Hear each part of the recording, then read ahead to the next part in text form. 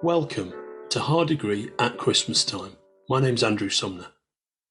Charles Dickens first published A Christmas Carol in December 1843, and his ghostly festive tale of the miser Ebenezer Scrooge, of his night before Christmas in the spirit world, and his discovery of empathy, hope and redemption instantly captured the public imagination, and has captured the public imagination ever since. In 1853, Dickens adapted A Christmas Carol for his live speaking tours, which took him all over the UK and the USA. His 90-minute live performances of A Christmas Carol were incredibly popular and enraptured audiences on both sides of the Atlantic for almost 20 years, until Dickens' final performance in March 1870, 3 months before he passed away. That was 150 years ago, and in the intervening century and a half, human society has changed in ways that an English gentleman from the mid-Victorian era could never have envisioned. But in some ways, human society is exactly, almost shockingly, the same.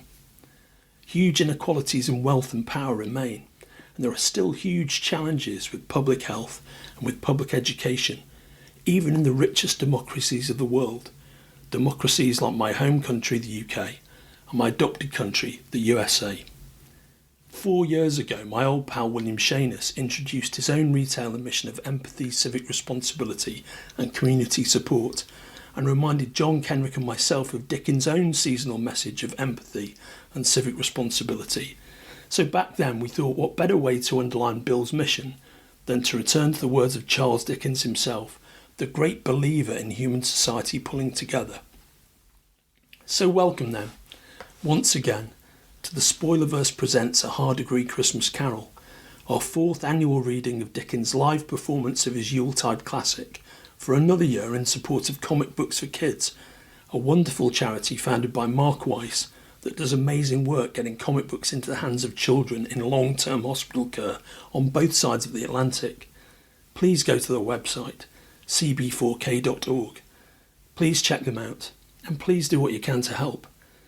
For 2023's production, John and Kenric and myself are joined in our virtual transatlantic recording studio by this year's incarnation of the Hard Degree Yuletide Players. The one and only author supreme and creator of the multiverse, Michael Moorcock, legendary comic book creator Dave Gibbons, author, actor, Avenger and my fellow Library of the Soul podcaster, Evangeline Lilly, BBC Saturday Kitchen star and wine broadcaster supreme, Ollie Smith, Titan Comics Head of PR and Comic Books for Kids UK Director Will O'Mullane, designer, comic book creator and artist of our Hard Degree Christmas Carol cast illustration, Kelly Yates, and 2 of my oldest pals, the wildly versatile West End theatre star Julie Stark and Britain's greatest comic book editor, the creator of Psycho Grant and David Leach Conquers the Universe, David Leach.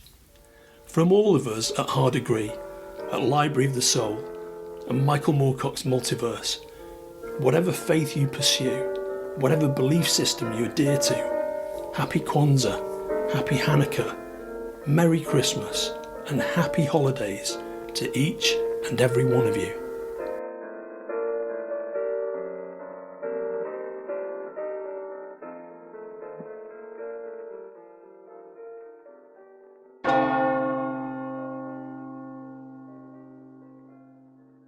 A Christmas Carol by Charles Dickens, Stave 1, Marley's Ghost. Marley was dead to begin with. There is no doubt whatever about that.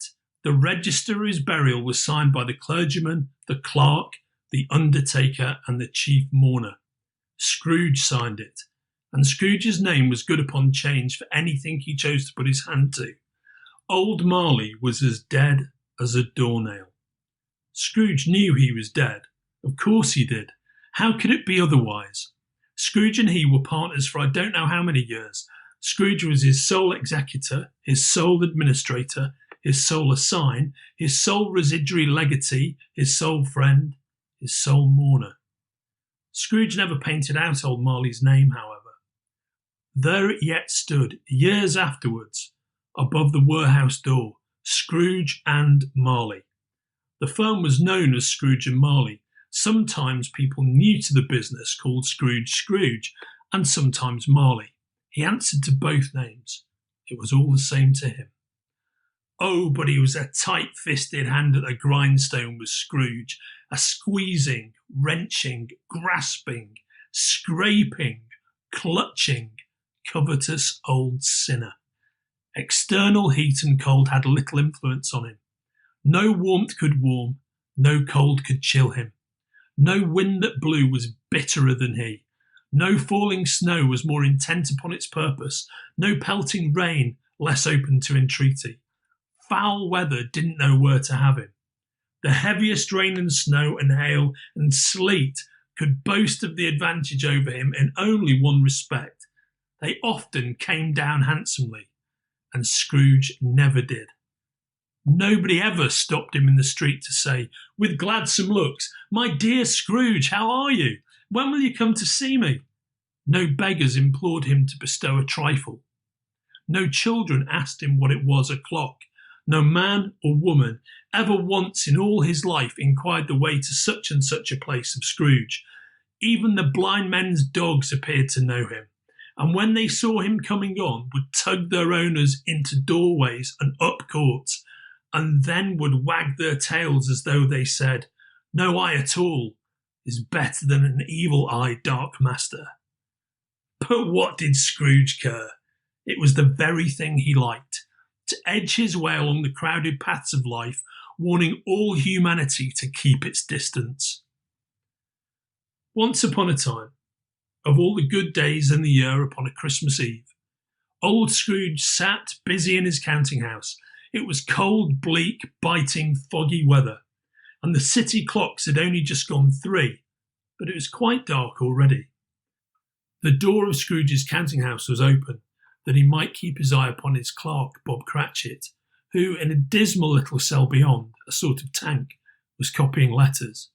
Scrooge had a very small fire, but the clerk's fire was so very much smaller that it looked like one coal. But he couldn't replenish it, for Scrooge kept the coal box in his own room, and so surely as the clerk came in with the shovel, the master predicted that it would be necessary for them to part. Wherefore the clerk put on his white comforter and tried to warm himself at the candle, in which effort, not being a man of a strong imagination, he failed. "A Merry Christmas, Uncle! God save you!" cried a cheerful voice. It was the voice of Scrooge's nephew, who came upon him so quickly that this was the first intimation Scrooge had of his approach. "Bah!" said Scrooge. "Humbug." "Christmas a humbug, Uncle? You don't mean that, I'm sure." "I do. Out upon Merry Christmas.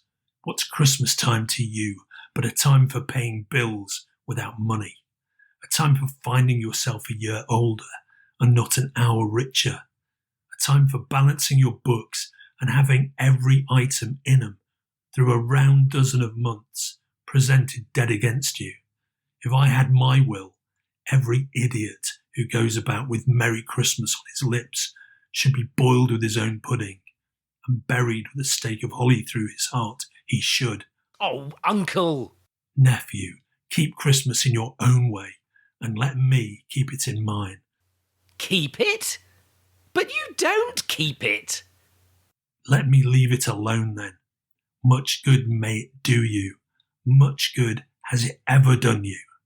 "There are many things from which I might have derived good, by which I have not profited, I dare say, Christmas among the rest. But I'm sure I have always thought of Christmas time, when it has come around, as a good time, a kind, forgiving, charitable, pleasant time, the only time I know of in the long calendar of the year when men and women seem by one consent to open their shut-up hearts freely and to think of people below them as if they really were fellow travellers to the grave, and not another race of creatures bound on other journeys. And therefore, Uncle, though it has never put a scrap of gold or silver in my pocket, I believe that it has done me good, and will do me good, and I say, God bless it." Bob Cratchit, out in his tank, involuntarily applauded. "Let me hear another sound from you, Cratchit," said Scrooge, "and you'll keep your Christmas by losing your situation. You're quite a powerful speaker, sir," he added, turning to his nephew. I wonder you don't go into Parliament. Don't be angry, Uncle. Come, dine with us tomorrow. Scrooge said that he would see him. Yes, indeed he did. He went the whole length of the expression and said that he would see him in that extremity first. But why? Cried Scrooge's nephew. Why? Why did you get married? Oh, because I fell in love. Because you fell in love, growled Scrooge, as if that were the only one thing in the world more ridiculous than a Merry Christmas. Good afternoon. Nay, Uncle, but you never came to see me before that happened. Why give it as a reason for not coming now? Good afternoon. I want nothing from you. I ask nothing of you. Why cannot we be friends? Good afternoon. Oh, I am sorry with all my heart to find you so resolute. We've never had any quarrel to which I've been a party, but I have made the trial in homage to Christmas, and I'll keep my Christmas humour to the last. So, a Merry Christmas, Uncle. Good afternoon. And a Happy New Year! Good afternoon. His nephew left the room without an angry word, notwithstanding. The clerk, in letting Scrooge's nephew out, had let two other people in.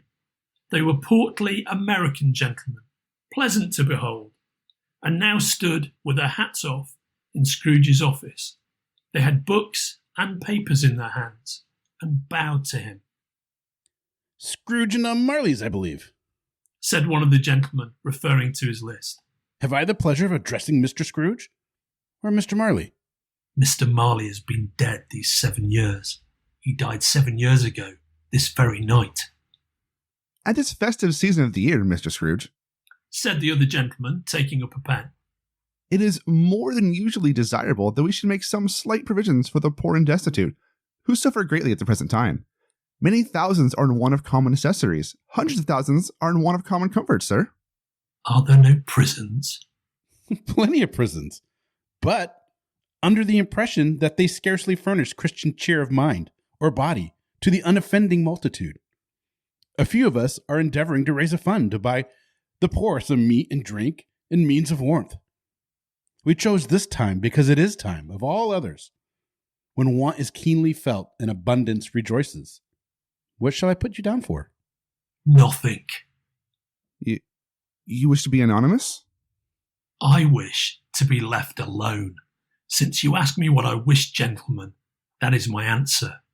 I don't make merry myself at Christmas, and I can't afford to make idle people merry. I help to support the prisons and the workhouses. They cost enough, and those who are badly off must go there. Many can't go there. And many would rather die. If they would rather die, they had better do it, and decrease the surplus population. At length, the hour of shutting up the counting-house arrived. With an ill will, Scrooge, dismounting from his stool, tacitly admitted the fact to the expectant Bob Cratchit, who instantly snuffed his candle out and put on his hat. You'll want all day tomorrow, I suppose, Cratchit. If quite convenient, sir. It is not convenient, and it's not fair. If I was to stop £5 for it, you'd think yourself mightily ill-used, I'll be bound. Yes, sir. And yet you don't think me ill-used, when I pay a day's wages for no work. It's only once a year, sir. A poor excuse for picking a man's pocket every 25th of December, but I suppose you must have the whole day. Be here all the earlier next morning. Bob Cratchit promised that he would, and Scrooge walked out with a growl. The office was closed in a twinkling, and Bob, with the long ends of his white comforter dangling below his waist, for he boasted no greatcoat, went down a slide at the end of a lane of boys 20 times in honour of its being Christmas Eve, and then ran home as hard as he could pelt to play at Blindman's Buff. Scrooge took his melancholy dinner in his usual melancholy tavern, and, having read all the newspapers and beguiled the rest of the evening with his banker's book, went home to bed. He lived in chambers which had once belonged to his deceased partner. They were a gloomy suite of rooms in a lowering pile of buildings up a yard. The building was old enough now and dreary enough. for nobody lived in it but Scrooge, the other rooms being all let out as offices. Now it is a fact that there was nothing at all particular about the knocker on the door of this house, except that it was very large. Also that Scrooge had seen it night and morning during his whole residence in that place. Also that Scrooge had as little of what is called fancy about him as any man in the city of London. And yet Scrooge, having his key in the lock of the door, saw in the knocker, without its undergoing any intermediate process of change, not a knocker, but Marley's face. Marley's face with a dismal light about it, like a bad lobster in a dark cellar. It was not angry or ferocious, but it looked at Scrooge as Marley used to look, with ghostly spectacles turned up upon its ghostly forehead. As Scrooge looked fixedly at this phenomenon, it was a knocker again.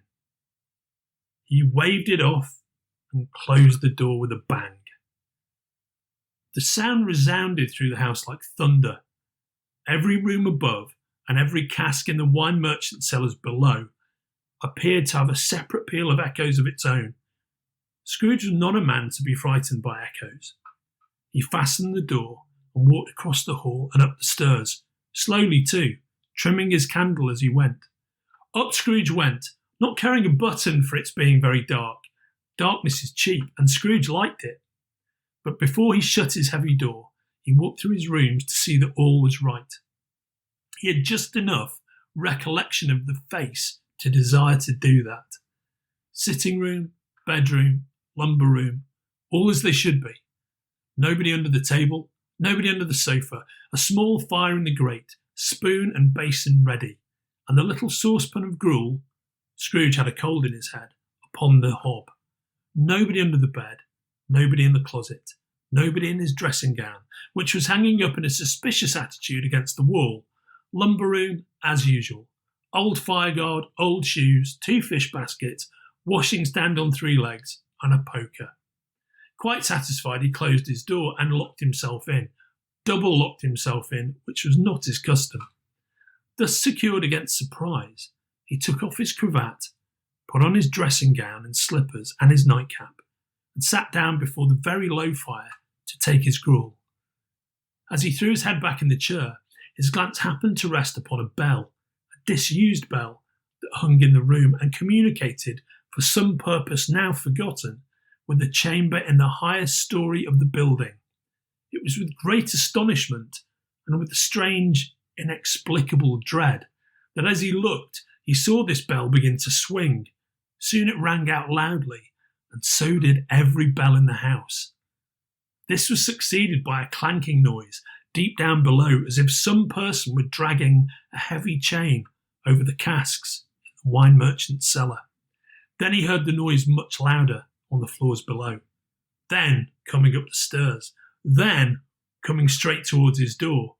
It came on through the heavy door, and a spectre passed into the room before his eyes, and upon its coming in, the dying flame leapt up as though it cried, "I know him, Marley's ghost." The same face, the very same. Marley in his pigtail, usual waistcoat, tights and boots. His body was transparent, so that Scrooge, observing him and looking through his waistcoat, could see the 2 buttons on his coat behind. Scrooge had often heard it said that Marley had no bowels, but he had never believed it until now. No, nor did he believe it even now, though he looked the phantom through and through, and saw it standing before him, though he felt the chilling influence of its death-cold eyes, and noticed the very texture of the folded kerchief bound about its head and chin. He was still incredulous. "How now?" said Scrooge, caustic and cold as ever. "What do you want with me?" "Much." Marley's voice, no doubt about it. "Who are you?" "Ask me who I was." "Who were you then?" "In life, I was your partner, Jacob Marley." Can you sit down?" "I can." "Do it then." Scrooge asked the question because he didn't know whether a ghost so transparent might find himself in a condition to take a chair, and felt that, in the event of its being impossible, it might involve the necessity of an embarrassing explanation. But the ghost sat down on the opposite side of the fireplace, as if he were quite used to it. You don't believe in me. I don't. What evidence would you have of my reality beyond that of your senses? I don't know. Why do you doubt your senses? Because a little thing affects them. A slight disorder of the stomach, perhaps. You may be an undigested bit of beef, a blot of mustard, a crumb of cheese, a fragment of an underdone potato. There's more of gravy than of grave about you, whatever you are. Scrooge was not much in the habit of cracking jokes, nor did he feel in his heart by any means waggish then. The truth is that he tried to be smart as a means of distracting his own attention and keeping down his horror. But how much greater was his horror when, the phantom taking off the bandage round its head as if it were too warm to wear indoors, its lower jaw dropped down upon its breast. Mercy, dreadful apparition, why do you trouble me?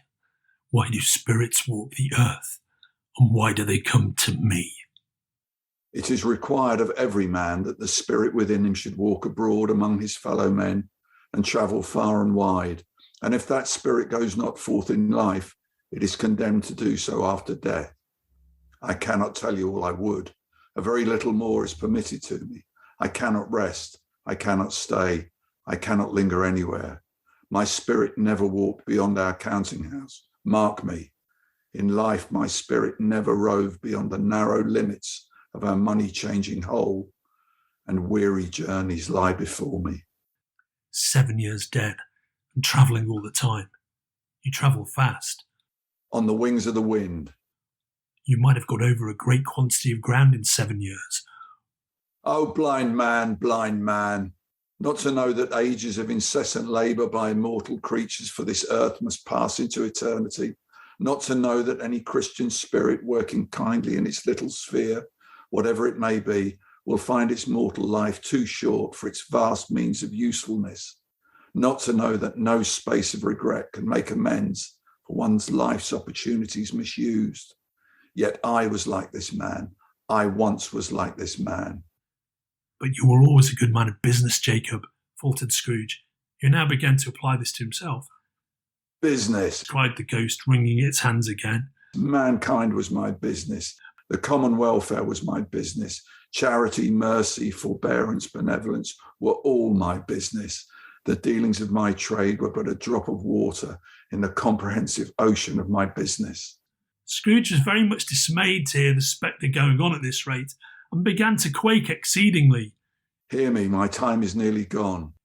I will, but don't be hard upon me. Jacob, pray. I am here tonight to warn you that you have yet a chance and hope of escaping my fate, a chance and hope of my procuring, Ebenezer. You're always a good friend to me, thank ye. You will be haunted by 3 spirits. Is that the chance and hope you mentioned, Jacob? I think I'd rather not. Without their visits, you cannot hope to shun the path I tread. Expect the first tomorrow night when the bell tolls 1. Expect the second on the next night at the same hour. The third upon the next night when the last stroke of 12 has ceased to vibrate. Look to see me no more, and look that, for your own sake, you remember what has passed between us. It walked backward from him, and at every step it took, the window raised itself a little, so that when the apparition reached it, it was wide open. Scrooge closed the window and examined the door by which the ghost had entered. It was double locked, as he had locked it with his own hands, and the bolts were undisturbed.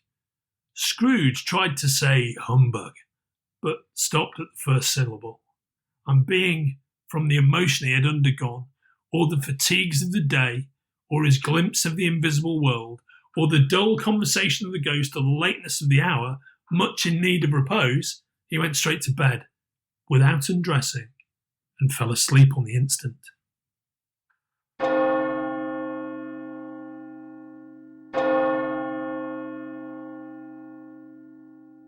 Stave 2, the first of the 3 spirits. When Scrooge awoke, it was so dark that looking out of bed he could scarcely distinguish the transparent window from the opaque walls of his chamber, until suddenly the church clock tolled a deep, dull, hollow, melancholy, 1. Light flashed up in the room upon the instant, and the curtains of his bed were drawn aside by a strange figure, like a child, yet not so like a child as like an old man, viewed through some supernatural medium which gave him the appearance of having receded from the view. Its hair, which hung about its neck and down its back, was white as if with age, and yet the face had not a wrinkle in it, and the tenderest bloom was on the skin. It held a branch of fresh green holly in its hand, and in singular contradiction of that wintry emblem, had its dress trimmed with summer flowers. But the strangest thing about it was, that from the crown of its head there sprung a bright, clear jet of light, by which all this was visible, and which was doubtless the occasion of its using, in its duller moments, a great extinguisher for a cap, which it now held under its arm. Are you the spirit, sir, whose coming was foretold to me? I am. Who and what are you? I am the ghost of Christmas past. Long past. Know your past. The things that you will see with me are shadows of the things that have been. They will have no consciousness of us. Scrooge then made bold to inquire what business brought him there. Your welfare. Rise and walk with me. It would have been in vain for Scrooge to plead that the weather and the hour were not adapted to pedestrian purposes, that bed was warm, and the thermometer a long way below freezing, that he was clad but lightly in his slippers, dressing gown, and nightcap, and that he had a cold upon him at that time. The grasp, though gentle as a woman's hand, was not to be resisted. He rose, but finding that the spirit made towards the window clasped its robe in supplication. I am a mortal, and liable to fall. Bear but a touch of my hand there, said the spirit, laying it upon his heart, and you shall be upheld in more than this. As the words were spoken, they passed through the wall and stood in the busy thoroughfares of a city. It was made plain enough by the dressing of the shops that here, too, it was Christmas time. The ghost stopped at a certain warehouse door and asked Scrooge if he knew it. Know it? I was apprenticed here. They went in. At the sight of an old gentleman in a Welsh wig, sitting behind such a high desk that if he had been 2 inches taller, he must have knocked his head against the ceiling, Scrooge cried in great excitement, Why, it's old Fezziwig, bless his heart. It's Fezziwig alive again. Old Fezziwig laid down his pen and looked up at the clock, which pointed to the hour of 7. He rubbed his hands, adjusted his capacious waistcoat, laughed all over himself from his shoes to his organ of benevolence, and called out in a comfortable, oily, rich, fat, jovial voice, Yo-ho there, Ebenezer! Dick! A living and moving picture of Scrooge's former self, a young man, came briskly in, accompanied by his fellow prentice. Dick Wilkins, to be sure, said Scrooge to the ghost. My old fellow prentice, bless me. Yes, there he is. He was very much attached to me, was Dick. Poor Dick. Dear, dear. Yo-ho, my boys, said Fezziwig. No more work tonight. Christmas Eve, Dick. Christmas, Ebenezer. Let's have the shutters up before a man can say Jack Robinson. Clear away, my lads, and let's have lots of room here. Clear away? There was nothing they wouldn't have cleared away, or couldn't have cleared away with old Fezziwig looking on. It was done in a minute. Every movable was packed off, as if it were dismissed from public life forevermore. The floor was swept and watered, the lamps were trimmed, fuel was heaped upon the fire, and the warehouse was as snug and warm and dry and bright a ballroom as you would desire to see upon a winter's night. In came a fiddler with a music book and went to the lofty desk and made an orchestra of it. In came Mrs. Fezziwig, one vast, substantial smile. In came the 3 Miss Fezziwigs, beaming and lovable. In came the 6 young followers whose hearts they broke. In came all the young men and women employed in the business. In came the housemaid with her cousin the baker. In came the cook with her brother's particular friend, the milkman. In they all came one after another, some shyly, some boldly, some gracefully, some awkwardly, some pushing, some pulling. In they all came, anyhow and everyhow.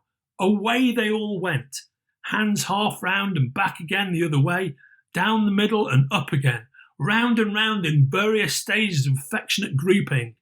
Old top couple always turning up in the wrong place, new top couple starting off again as soon as they got there, all top couples at last, and not a bottom one to help them. When this result was brought about, old Fezziwig, clapping his hands to stop the dance, cried out, "Well done!" and the fiddler plunged his hot face into a pot of porter especially provided for that purpose. There were more dances, and there were forfeits, and more dances, and there was cake, and there was negus, and there was a great piece of cold roast, and there was a great piece of cold boiled, and there were mince pies, and plenty of beer. But the great effect of the evening came after the roast and boiled, when the fiddler struck up Sir Roger de Coverley. Then old Fezziwig stood out to dance with Mrs. Fezziwig, top couple too, with a good stiff piece of work cut out for them, 3 or 4 and 20 pair of partners, people who were not to be trifled with, people who would dance. But if there had been twice as many, 4 times, old Fezziwig would have been a match for them, and so would Mrs. Fezziwig. As to her, she was worthy to be his partner in every sense of the term. A positive light appeared to issue from Fezziwig's calves. They shone in every part of the dance. You couldn't have predicted at any given time what would become of them next. And when old Fezziwig and Mrs. Fezziwig had gone all through the dance, advance and retire, turn your partner, bow and curtsy, corkscrew, thread the needle and back again to your place, Fezziwig cut so deftly that he appeared to wink with his legs. When the clock struck 11, this domestic ball broke up.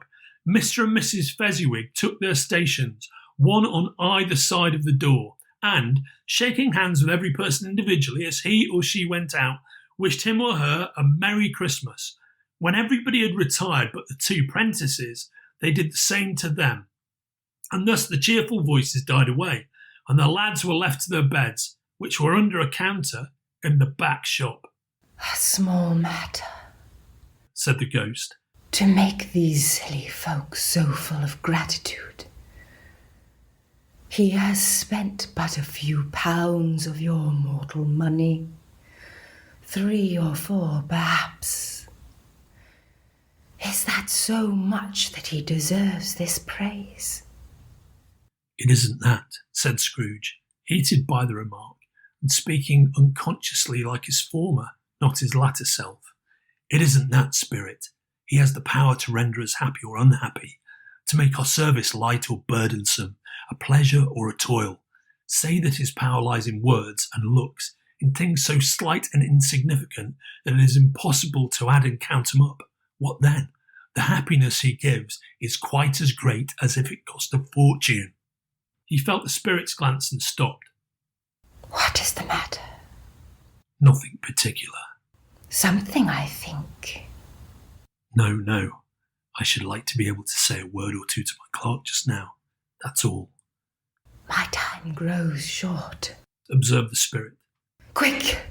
This was not addressed to Scrooge or to anyone whom he could see, but it produced an immediate effect, for again he saw himself. He was older now, a man in the prime of life. He was not alone, but sat by the side of a fair young girl in a black dress, in whose eyes there were tears. It matters little. She said softly to Scrooge's former self. To you, very little. Another idol has displaced me. And if it can comfort you in time to come, as I would have tried to do, I have no just cause to grieve. What idol has displaced you? A golden one. You fear the world too much. I have seen your nobler aspirations fall off one by one, until the master passion, gain, engrosses you. Have I not? What then? Even if I've grown so much wiser, what then? I'm not changed towards you. Have I ever sought release from our engagement? In words, no. Never. In what then? In a changed nature, in an altered spirit, in another atmosphere of life, another hope as its great end. If you were free today, tomorrow, yesterday, Can I even believe that you would choose a dowerless girl? Or, choosing her, do I not know that your repentance and regret would surely follow? I do. And I release you, with a full heart, for the love of him you once were. Spirit, remove me from this place. I told you these were shadows of the things that have been, said the ghost. They are what they are. Do not blame me. Remove me, Scrooge exclaimed. I cannot bear it. Leave me. Take me back. Haunt me no longer. As he struggled with the spirit, he was conscious of being exhausted and overcome by an irresistible drowsiness, and further, of being in his own bedroom. He had barely time to reel to bed before he sank into a heavy sleep.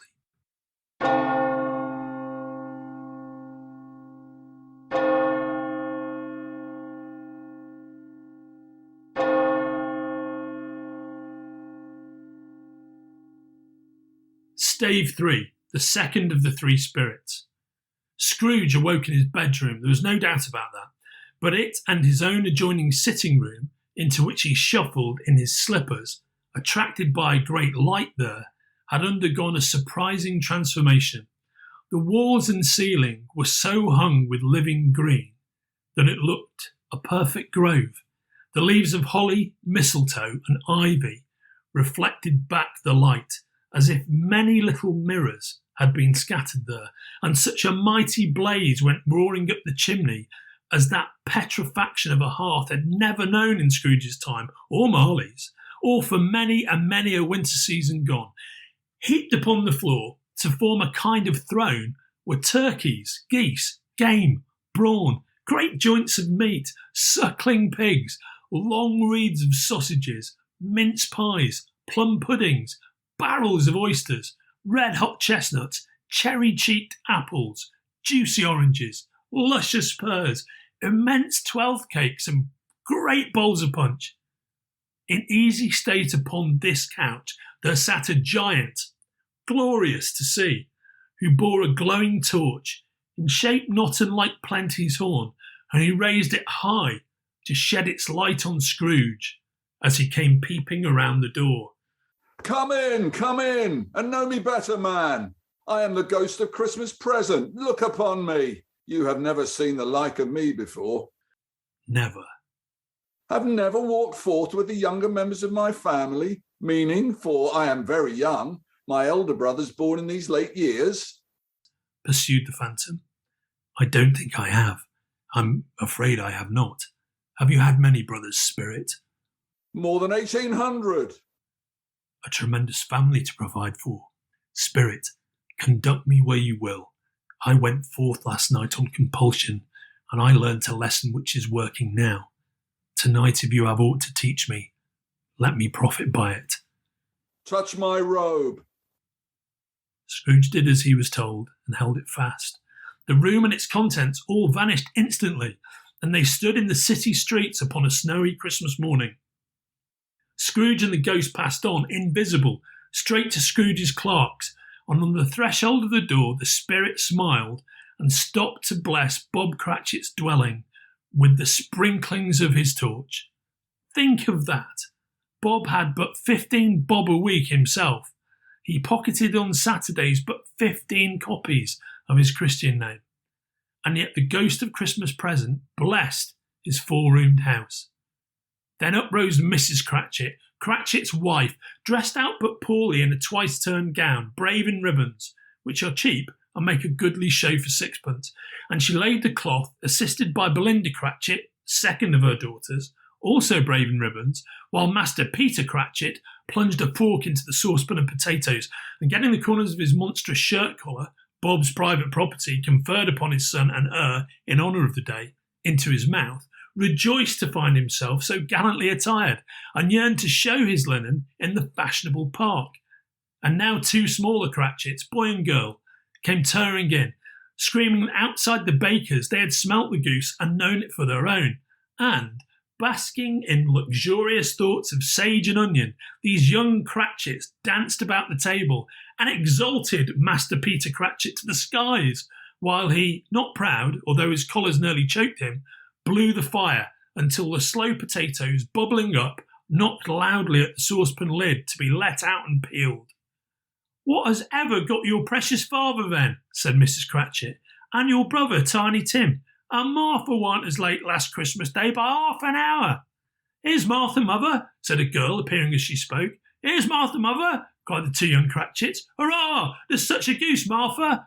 "Why, bless your heart alive, my dear, how late you are," said Mrs. Cratchit, kissing her a dozen times and taking off her shawl and bonnet for her.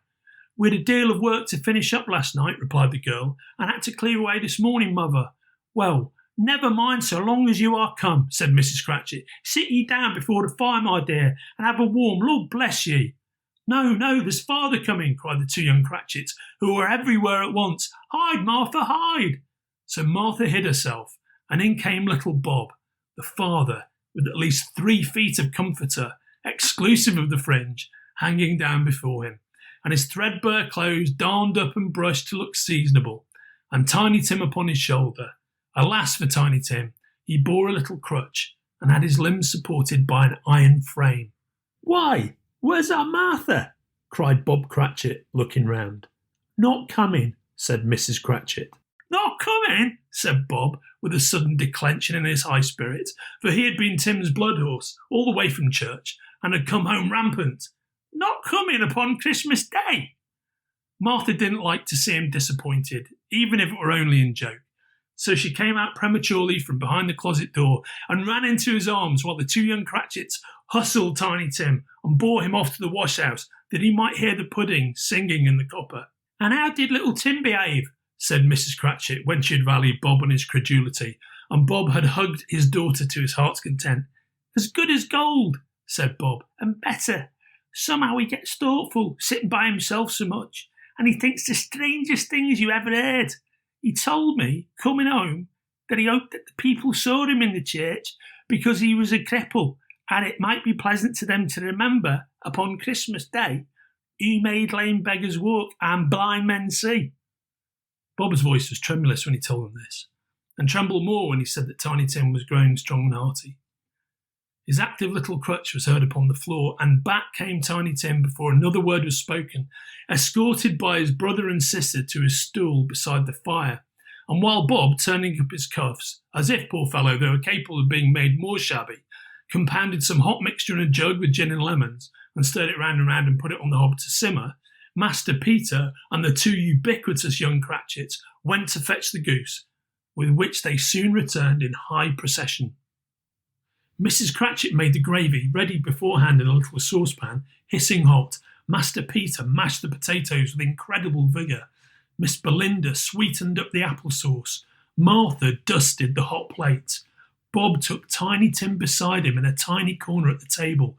The two young Cratchits set chairs for everybody, not forgetting themselves, and mounting guard upon their posts, crammed spoons into their mouths, lest they should shriek for goose before their turn came to be helped.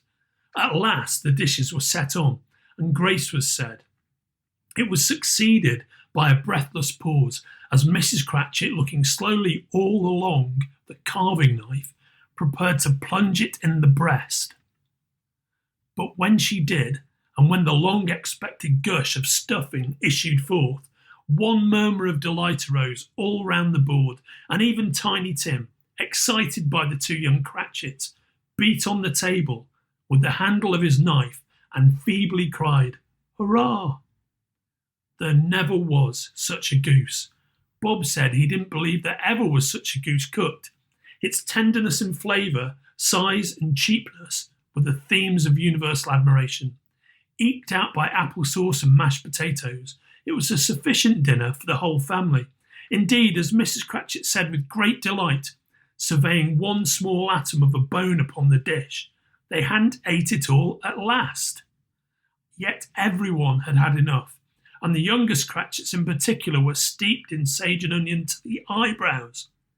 But now, the plates being changed by Miss Belinda, Mrs. Cratchit left the room alone, too nervous to bear witnesses, to take the pudding up and bring it in. Suppose it should not be done enough.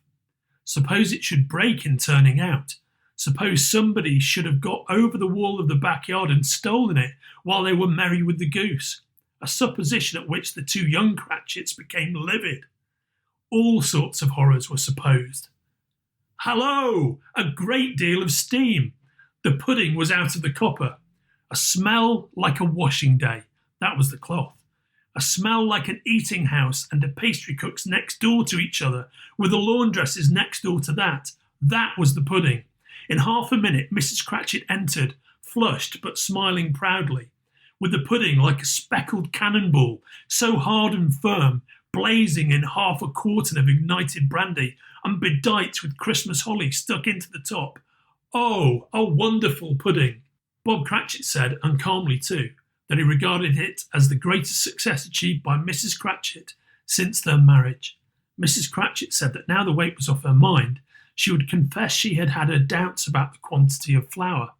Everybody had something to say about it, but nobody said or thought it was at all a small pudding for a large family. Any Cratchit would have blushed to hint at such a thing.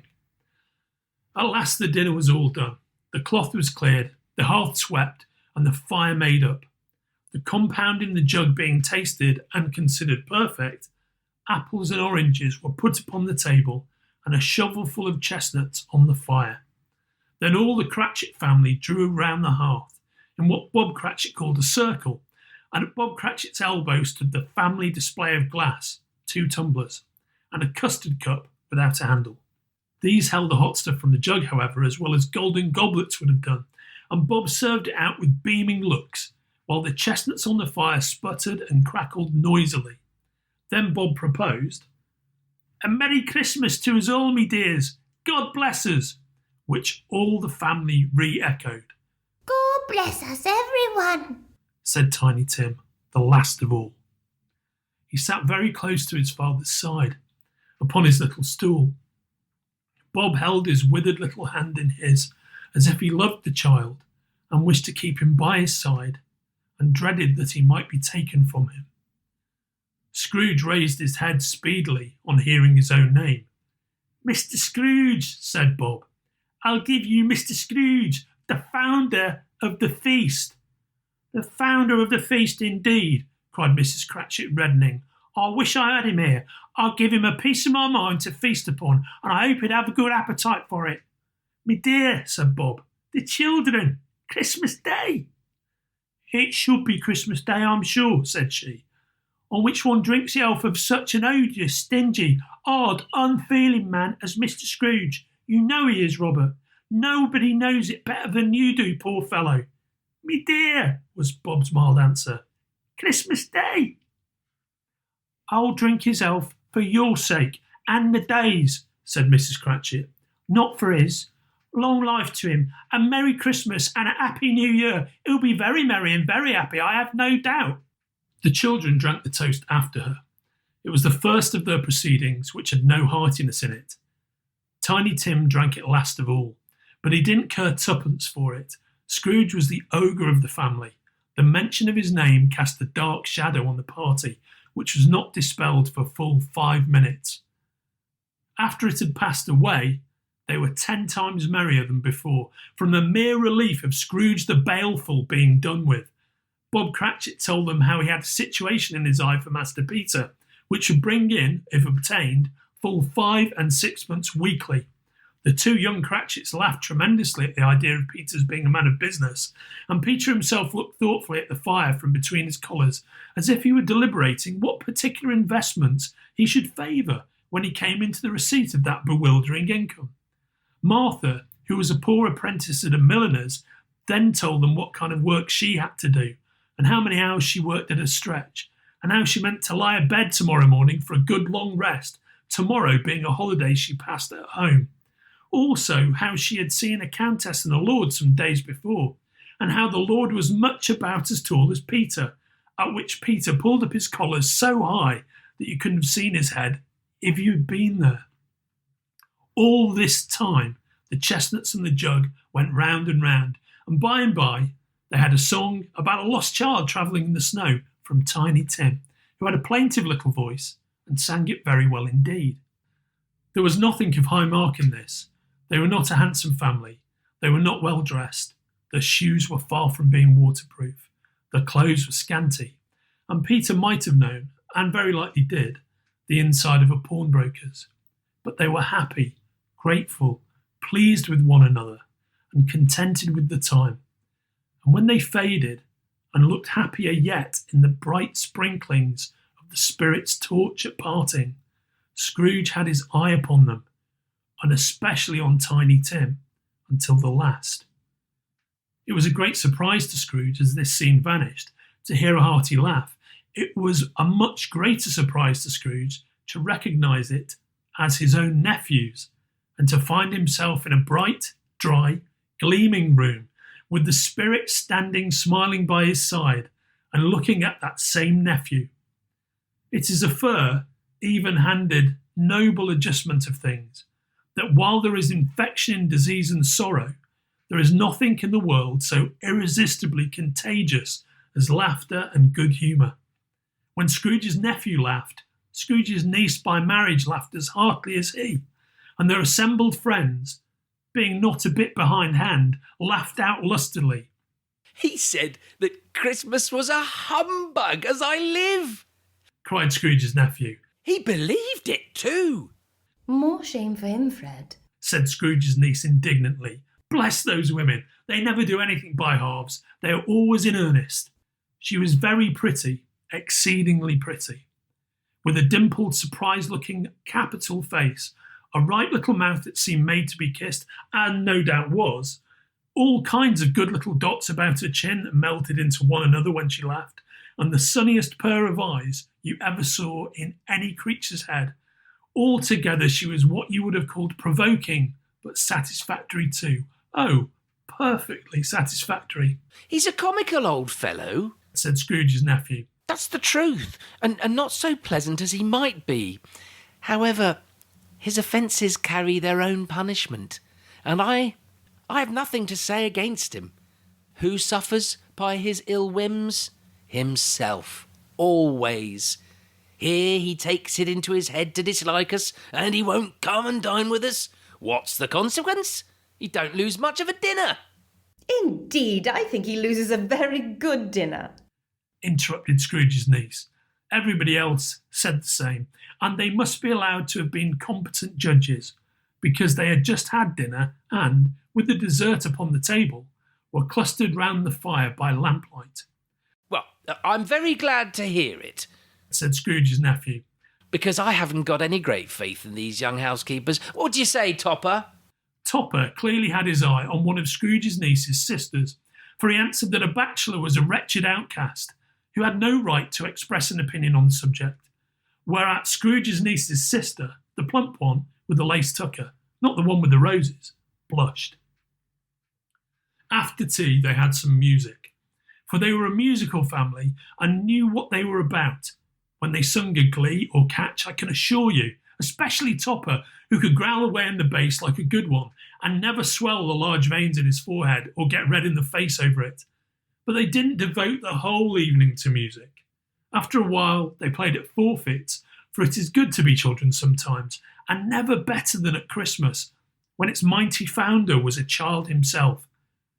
There was first a game at Blind Man's Buff, though, and I no more believe Topper was really blinded than I believe he had eyes in his boot, because the way in which he went after that plump sister and the lace tucker was an outrage on the credulity of human nature, knocking down the fire irons, tumbling over the chairs, bumping up against the piano, smothering himself among the curtains. Wherever she went, there went he.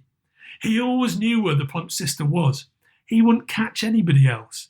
If you had fallen up against him, as some of them did, and stood there, he would have made a feint of endeavouring to seize you, which would have been a reply to affront to your understanding, and would instantly have sidled off in the direction of the plump sister. Here is a new game, said Scrooge. 1/2 hour, Spirit, only one. It was a game called Yes and No, where Scrooge's nephew had to think of something, and the rest must find out what. He only answering to the questions yes or no, as the case was.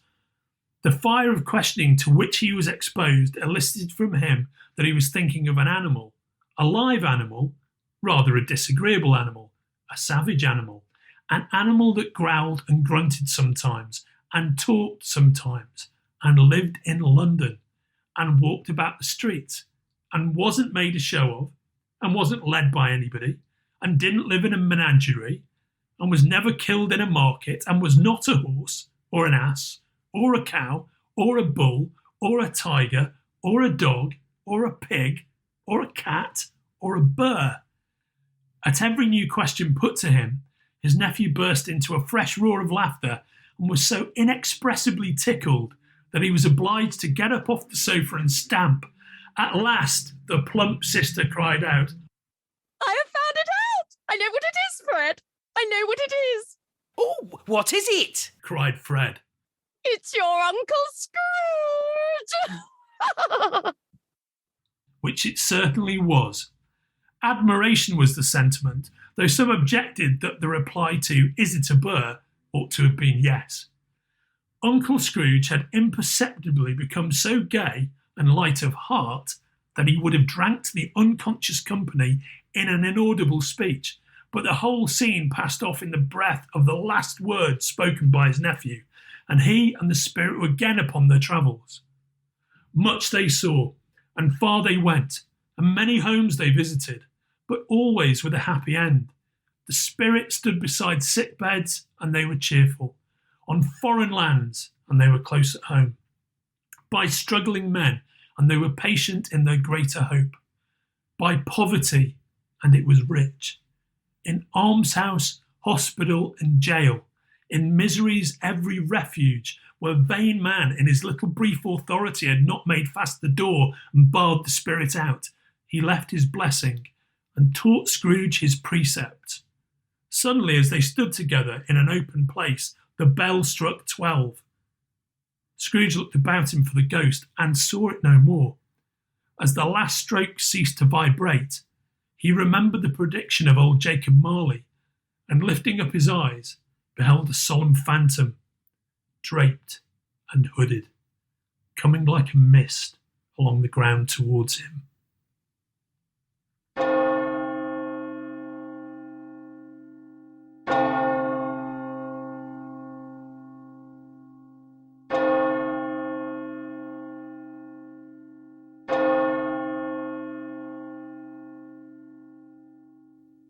Stave 4, the last of the spirit.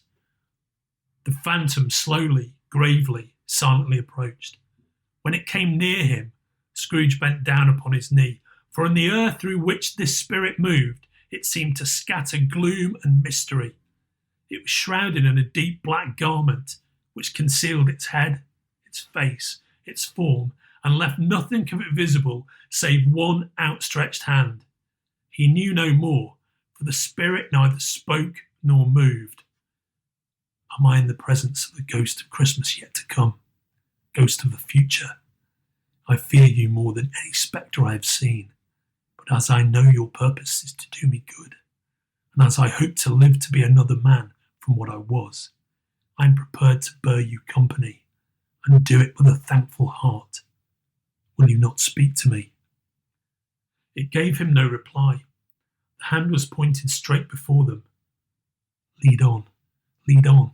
The night is waning fast, and it is precious time to me, I know. Lead on, spirit. They scarcely seemed to enter the city, for the city rather seemed to spring up about them. But there they were in the heart of it, on 'change, amongst the merchants. The spirit stopped beside one little knot of businessmen. Observing that the hand was pointed to them, Scrooge advanced to listen to their talk. No, said a great fat man with a monstrous chin. I don't know much about it either way. I only know he's dead. When did he die? Interrupted a poor American street artist. Last night, I believe. Why? What was the matter with him? I thought he'd never die. God knows, said the first with a yawn. What has he done with his money? Asked a red-faced gentleman. I haven't heard, said the man with a large chin. Company, perhaps? He hasn't left it to me. That's all I know. Bye-bye. Scrooge was at first inclined to be surprised that the spirit should attach importance to conversation apparently so trivial. But feeling assured that it must have some hidden purpose, he set himself to consider what it was likely to be. It could scarcely be supposed to have any bearing on the death of Jacob, his old partner, for that was past, and this ghost province was the future. He looked about in that very place for his own image, but another man stood in his accustomed corner, and though the clock pointed to his usual time of day for being there, he saw no likeness of himself among the multitudes that poured in through the porch. It gave him little surprise, however, for he had been revolving in his mind a change of life, and he thought and hoped he saw his newborn resolutions carried out in this. They left this busy scene and went into an obscure part of the town, to a low shop where iron, old rags, bottles, bones, and greasy offal were bought. A grey-haired rascal of great age sat smoking his pipe. Scrooge and the Phantom came into the presence of this man, just as a woman with a heavy bundle slunk into the shop. But she had scarcely entered when another woman, similarly laden, came in too, and she was closely followed by a man in faded black.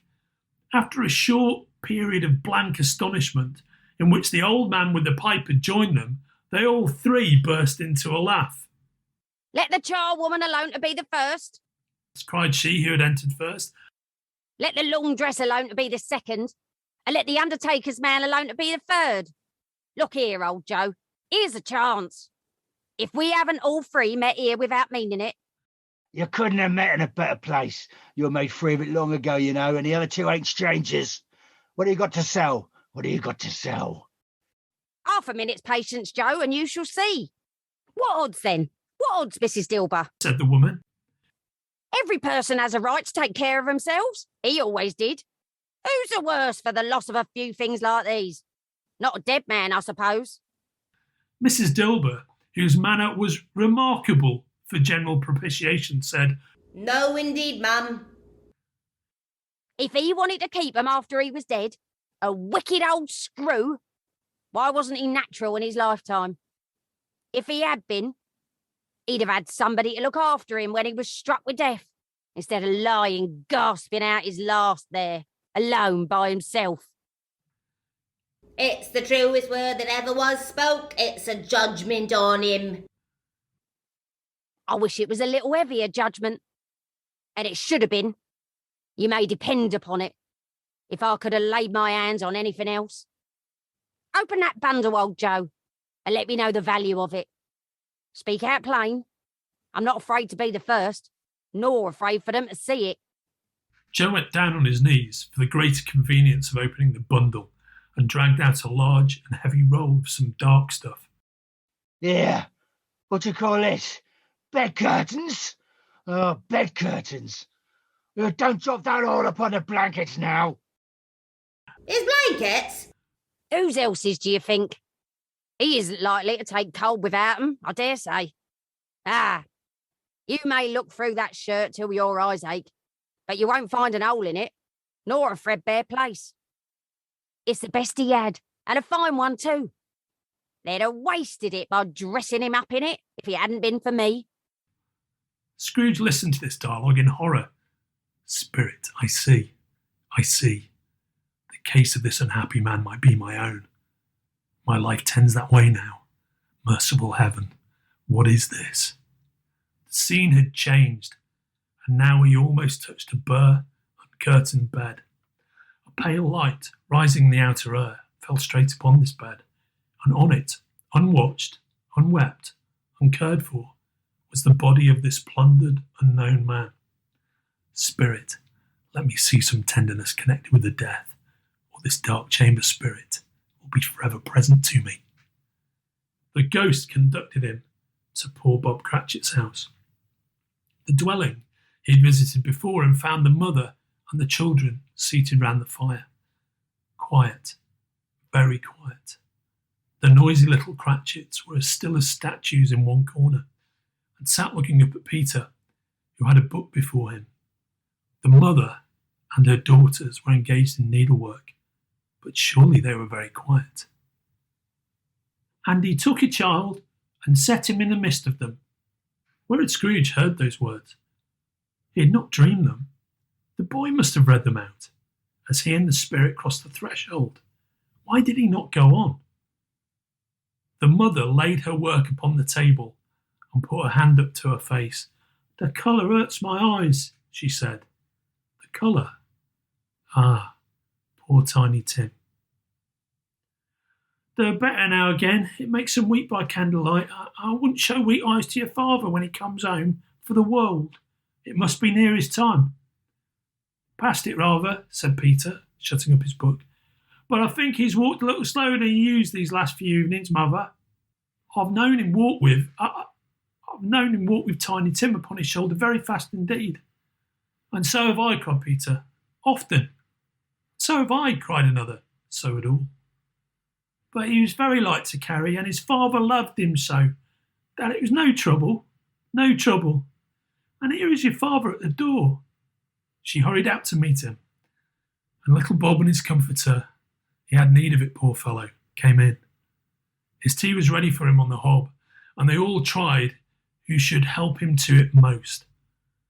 Then the two young Cratchits got upon his knees and laid, each child a little cheek against his face, as if they said, "Don't mind it, father, don't be grieved." Bob was very cheerful with them, and spoke very pleasantly to all the family. He looked at the work upon the table and praised the industry and speed of Mrs. Cratchit and the girls. They would be done long before Sunday, he said. "Sunday? You went today then, Robert?"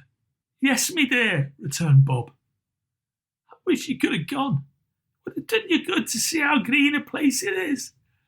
But you'll see it often. I promised him that I would walk there on a Sunday. My little child, my little child." He broke down all at once.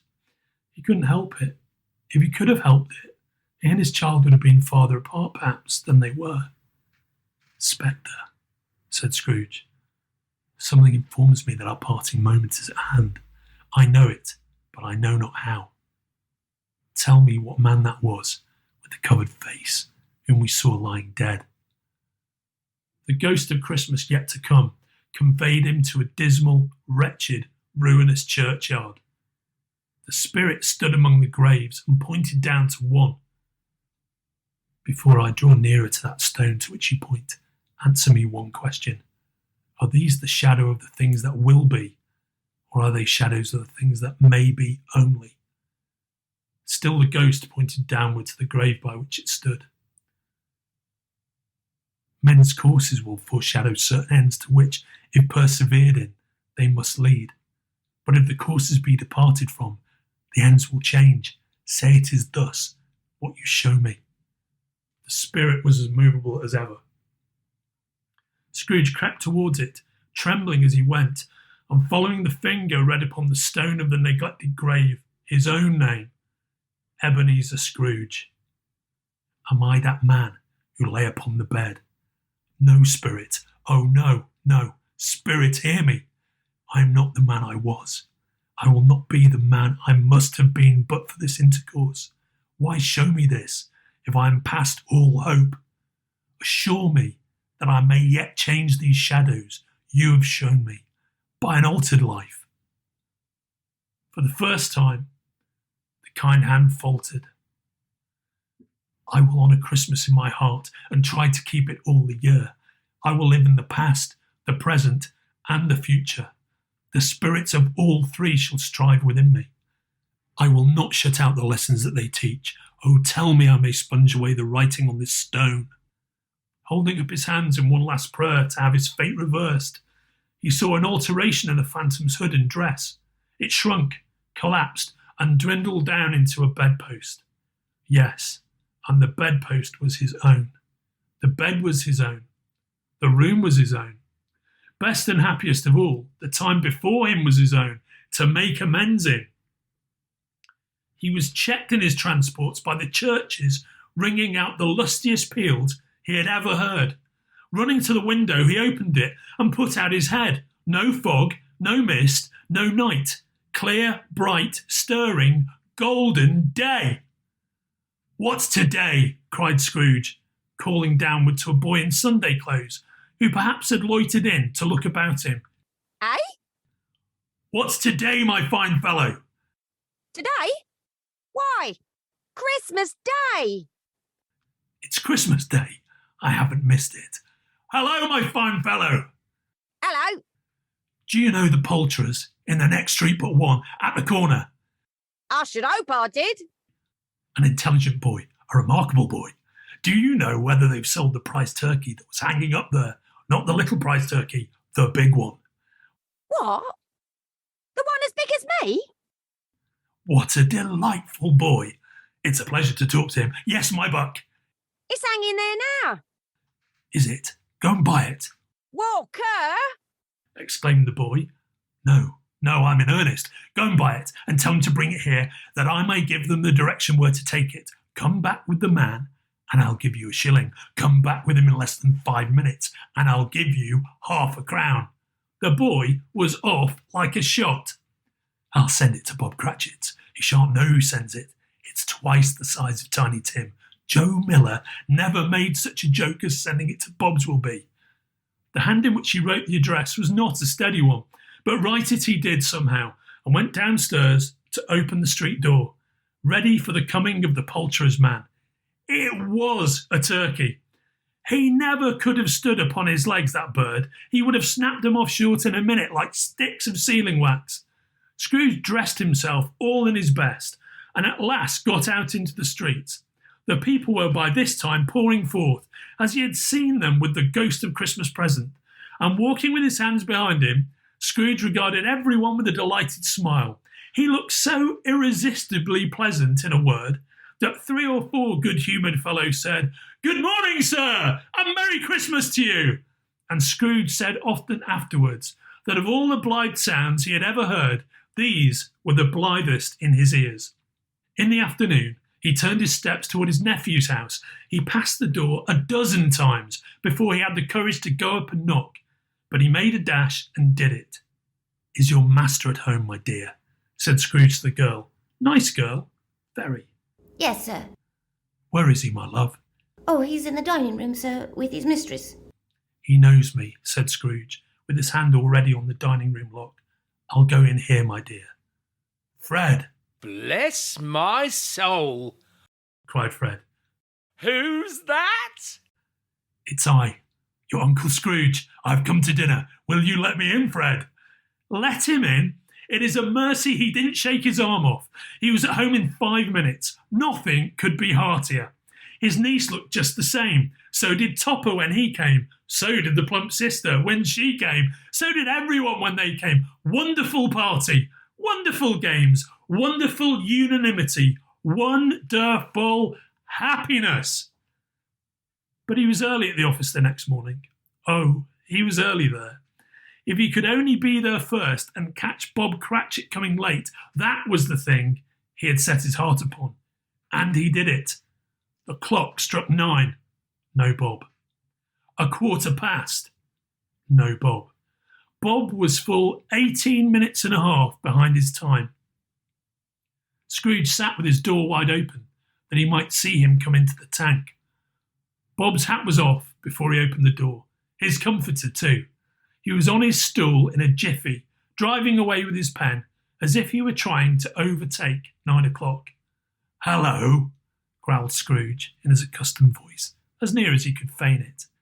"What do you mean by coming here at this time of day?" "I'm very sorry, sir. I'm behind me time." "You are? Yes, I think you are. Step this way, if you please." "It's only once a year, sir. It shall not be repeated.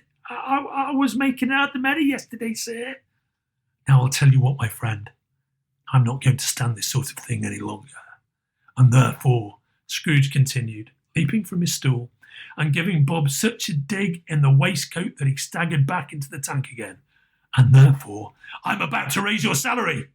Bob trembled and got a little nearer to the ruler. "A Merry Christmas, Bob," said Scrooge, with an earnestness that could not be mistaken, as he clapped him on the back. "A Merry Christmas, Bob, my good fellow, than I've given you for many a year. I'll raise your salary and endeavour to assist your struggling family, and we will discuss your affairs this very afternoon over a Christmas bowl of smoking Bishop Bob.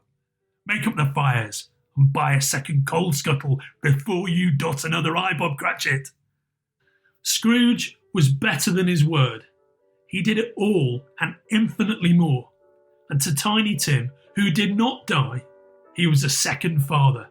He became as good a friend, as good a master, and as good a man as the good old city knew, or any other good old city, town, or borough in the good old world.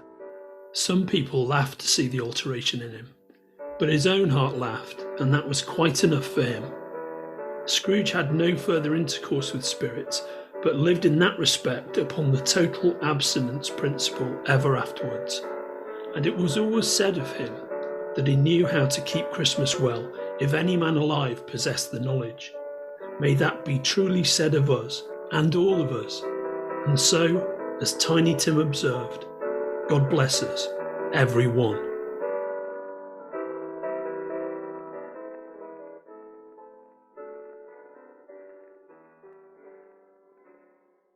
You've been listening to A Christmas Carol by Charles Dickens, produced by Hardegree in support of Comic Books for Kids.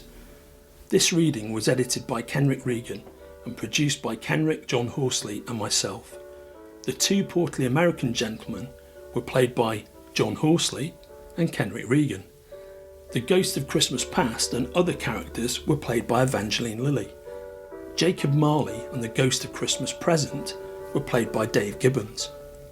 Ollie Smith played Scrooge's nephew Fred. David Leach played Old Joe. Willow Mullane played the great fat man with a monstrous chin. Kelly Yates played the poor American street artist. Julie Stark played a variety of characters, including Scrooge's lost love Belle. And Michael Moorcock, of course, played Old Fezziwig. I narrated and played Bob Cratchit and Scrooge. My name is Andrew Sumner. Please check out Comic Books for Kids at cb4k.org. Please support your local comic book shop, and please have a very happy holiday. Peace on earth and goodwill to all.